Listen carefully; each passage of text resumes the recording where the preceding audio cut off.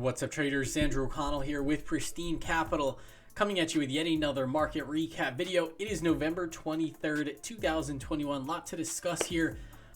Let's dive right in. Before we do that, quick disclaimer: nothing in this video should be construed as an investment advice or recommendations. Please follow your own trading plan, your own risk parameters. Last but certainly not least, do not YOLO your entire account to any one of my trades. All right, box scores for today. We have the S&P 500 as measured by the SPY, finishing up 0.13%. We have the Nasdaq QQQ, which was our big loser for today, down 0.46%. At one point in the day, it was down well over 1%. So we climbed back from the lows. IWM small caps finishing the day down 0.17%. And we have the Dow Jones, which is our big winner for the day, finishing up 0.51%. You can see here that volatility increased in all of these indices. And what's super interesting is we had positive breadth in every single index. So to me, this is a nice positive divergence. Over the past, week or so, I would say week and a half, 2 weeks, etc., the breadth really started to weaken in the market. We started to see cracks under the surface. We saw Bitcoin get super volatile. Crypto's underperforming. And that to me was really the beginning of the sell-off. Then over the last 2 days, we pretty much hit the apex where, okay, it's no longer selling under the surface. Now we can see it even at the index level. So it's very interesting is, at least for now, I think there's a lot of investors that think the sell-off is starting.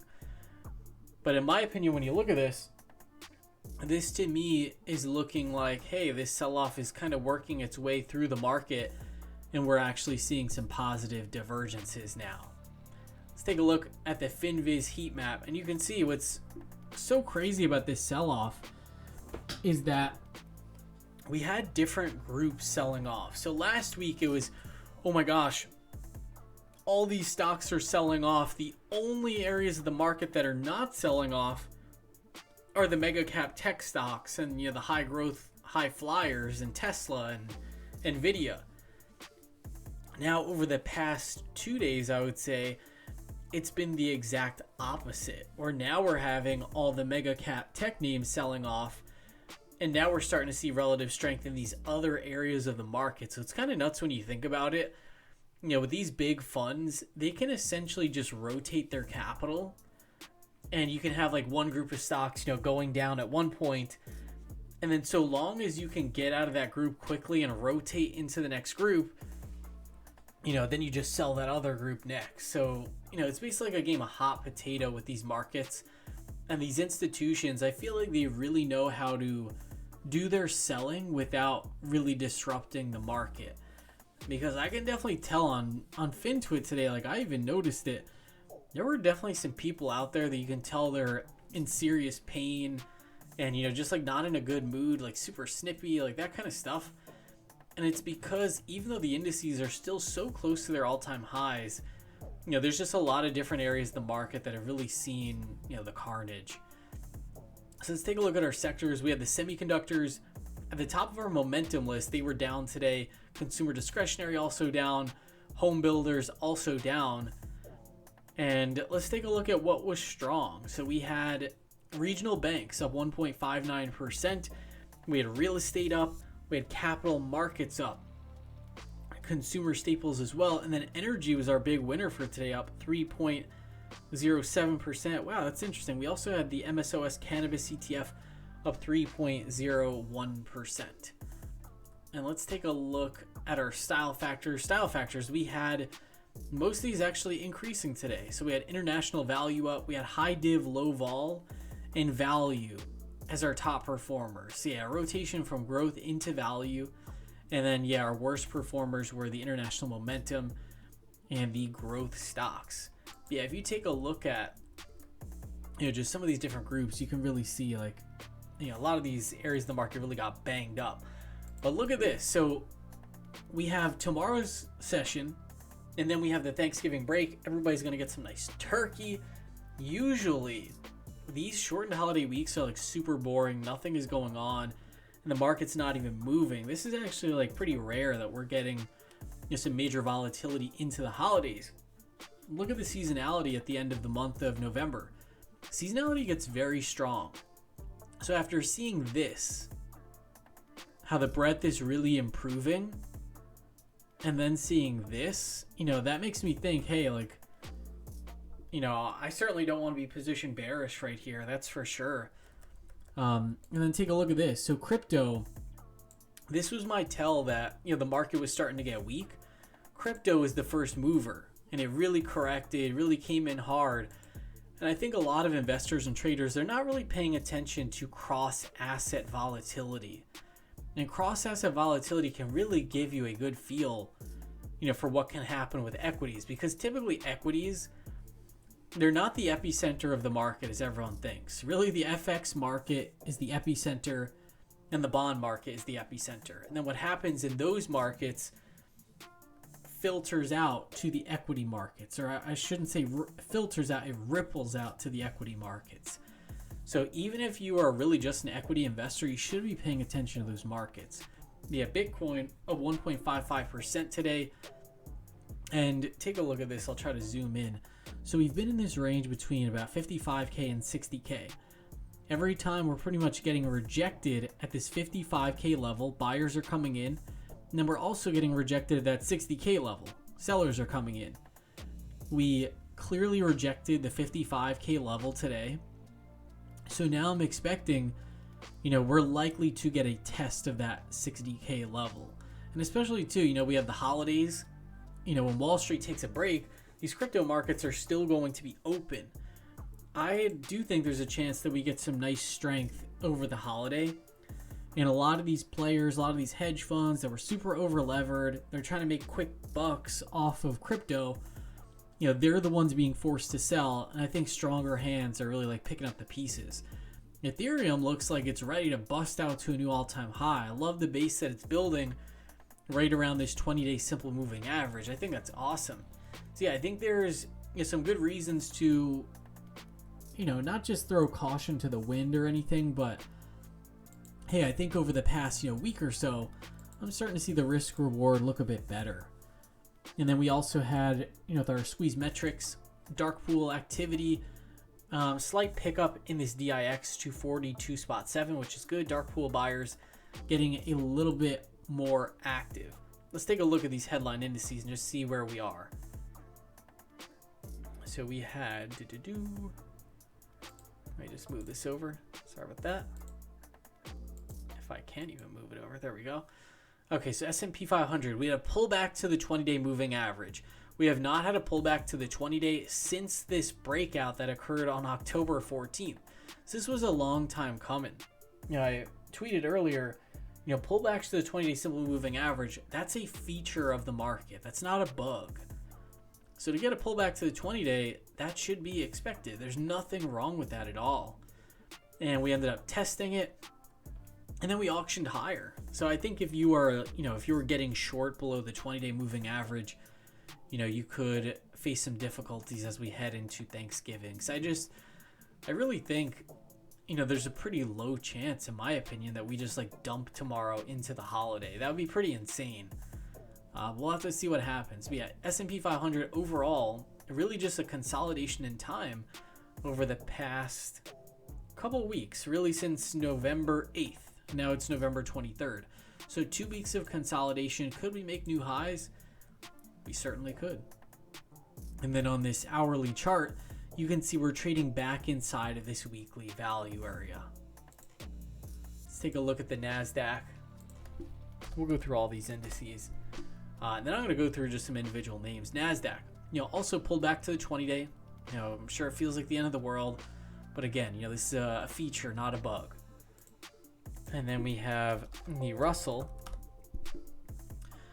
This one definitely got waxed. And I took a look at the Hedgeopia futures positioned by hedge funds. And sure enough, these hedge funds were super short the Russell. The Russell ripped. They took their shorts in. And then the Russell just got absolutely destroyed. Let me see. I'm actually going to pull that up because I think that's, just pretty cool to look at. Let me see. I'm pulling it up right here.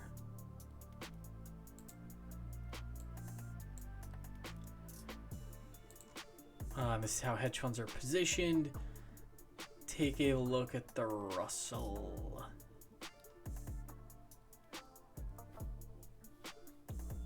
See, this is the Nasdaq.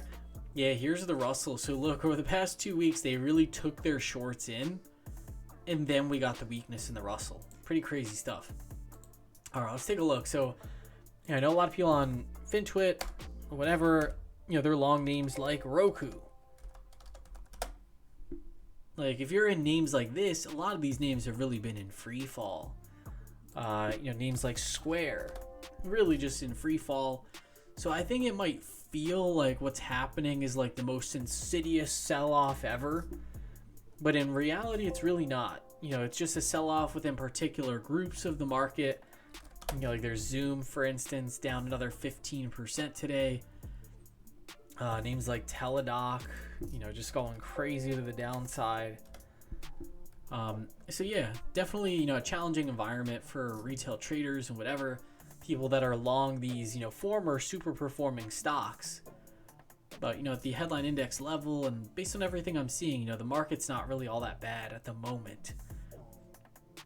So let's take a look. We'll pull up some of my trades for today. And let's take a look. Check this out. Some options trades for today.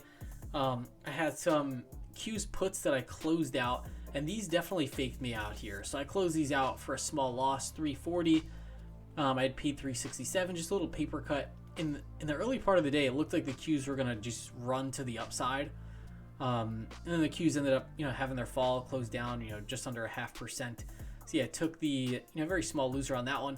I got long some XBEV in January 50 strike calls in 2 tranches.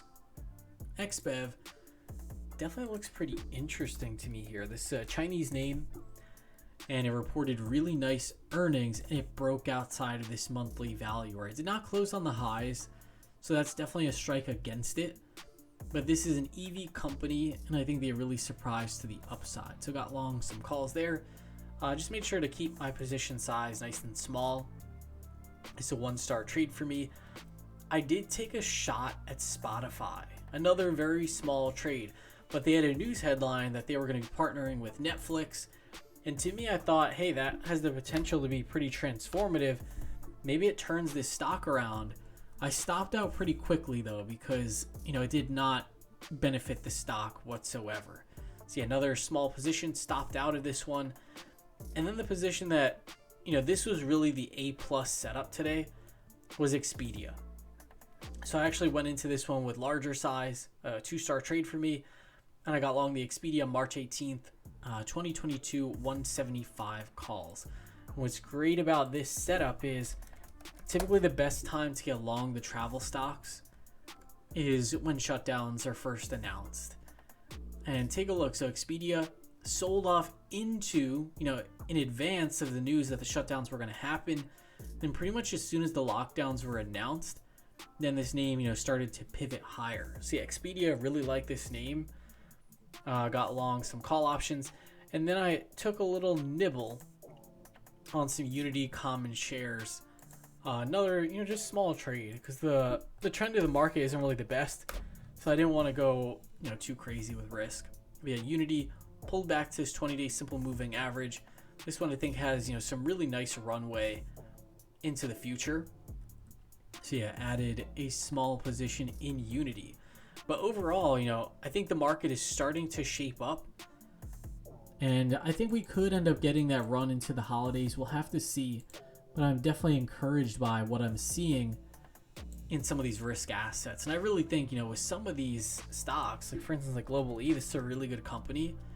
This got absolutely dumped. So tonight I am going to look through some of these names that are really beaten up, because when the hedge funds get caught off sides and they just have to like dump whatever they were long, you can actually get some really good opportunities, you know, some nice companies that, you know, they're literally just selling off basically because hedge funds are going extinct. Let's take a quick look. We'll check out our big tech options order flow. Let's check it out. Let's see, we'll go over to our options matrix. And we'll go to our options races for today's combined flows. And let's check it out. So we have usual offenders. We got Tesla up here. Tesla was pretty weak today. And, you know, there's pretty much always 5 billion plus in Tesla flow. So yeah, 5.6 billion for today.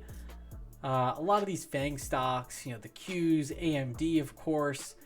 Small caps, you know, saw some flow in here.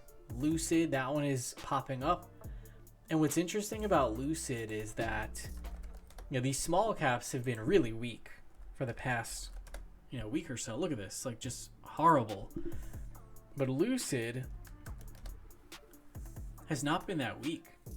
You know, Lucid is really holding its own here, holding steady, and it's really just consolidating within a nice trend. So this is definitely one to keep watching. Let's take a look at our TradeScape. So we got SPX, some calls, some puts. We got Amazon, Nvidia actually some put buyers say. That's crazy. The Qs, a lot of put buyers in the Qs say. Very interesting. You know, the Qs were very weak, so that makes sense. Let's see what else we got. Neo, a lot of call buyers today. Let's check out Neo. Yeah, Neo starting to shape up. You know, really not the best looking chart. Let's see what else we got. Apple, mostly call buyers here. Microsoft, a mix. Because yeah, the Qs really did come under pressure certain parts of the trading day today. AMD, finally some mixed action. XBEV, yeah, a lot of calls going up. Very short term though. Let's see, I see some January 2022 at the 60 strike, December 55 strike, and now, you know, I'm in the same boat as these guys. I got my calls on the books. That being said, that about does it for this market recap video. Hope you all had an awesome session, and I will see you all tomorrow.